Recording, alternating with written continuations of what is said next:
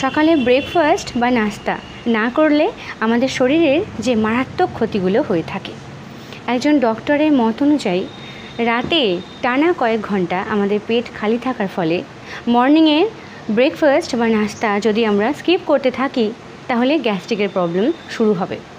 আর এই গ্যাস্ট্রিকের প্রবলেম যদি দীর্ঘ সময় ধরে চলতে থাকে তাহলে আলসার পর্যন্ত হতে পারে।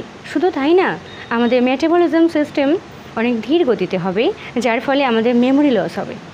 মেমোরি লস হলে আমাদের স্মৃতিশক্তি কমতে থাকবে, আমরা অনেক কিছু ভুলে যাব, আমাদের শরীরটা অনেক কমজোর হয়ে পড়বে। এমন অনেকেই আছে একটু বেশি মোটা বলে স্লিম হওয়া চক্করে পড়ে সকালে নাস্তা বা ব্রেকফাস্ট সম্পূর্ণ এড়িয়ে চলে। আবার অনেকে এমনটা করে, আমি নিজের চোখে দেখেছি, 1 কাপ চা 2টো বিস্কিট দিয়ে দীর্ঘ সময় কাটিয়ে দেয়। জিজ্ঞেস করলে বলে যে হাতে সময় নেই, অনেক কাজ পড়ে আছে, এখন খাবার সময় নেই, তাই এই চা বিস্কিট খেয়েই আমার হয়ে যাবে, একেবারে লাঞ্চ কমপ্লিট করব। বাহ, দেখো তোমার হাতে সময় নেই, তুমি খুব ব্যস্ত, তোমার পরিস্থিতি খারাপ, এগুলো কিন্তু তোমার ভিতরকার সিস্টেম বুঝবে না। দুম করে যখন কোনো একটা বড় রোগে পড়বে, তারপর ডক্টরের কাছে যাবে, তুমি কি গিয়ে এটা বলবে, ডাক্তারবাবু আমার তো হাতে সময় নেই, আমি তো অনেক কাজ করি, আমার তো পরিস্থিতি খুব খারাপ, তাই আমি খেতে পারি না, এটা বলবে? আরে শরীরটাই তো সব কিছু। আমিও একটা সময় এমনটা করতাম আমার পরিস্থিতির জন্যে, কিন্তু থাক আমার পরিস্থিতি মাথায় তোলা, আজ আমি যদি কোনো একটা রোগে পড়ি, আমার কাছের মানুষগুলো আমাকে আর ভালোবাসবে না। তোমার শরীরটা তোমার নিজের, তুমি ভালো থাকলে তোমার ফ্যামিলি ভালো থাকবে। আমি মনে করি ব্রেকফাস্ট, দিনের শুরুর যে খাবারটা, সেটা বেশি প্রোটিনযুক্ত হওয়া উচিত।